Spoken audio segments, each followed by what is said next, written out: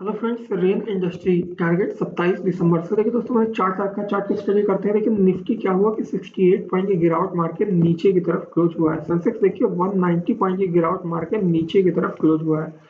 Europe को market देखिए, London positive, Germany positive, France positive, सभी पॉजिटिव में ही क्लोज हुए हैं। अमेरिका देखिए 200 पॉइंट का जंप मार के पॉजिटिव में ही क्लोज हुआ है। और निफ्टी फ्यूचर में देखिए पॉजिटिव में चेक कर रहा है, तो दोस्तों गैप अप ओपन होने की उम्मीद है। पहला लेवल ध्यान रखिएगा 202 का रहेगा, वो लेवल क्रॉस करेगा आपको 205 206 तक का लेवल इसमें दिखाई दे जाएगा। अच्छे लेवल सब ध्यान रखें।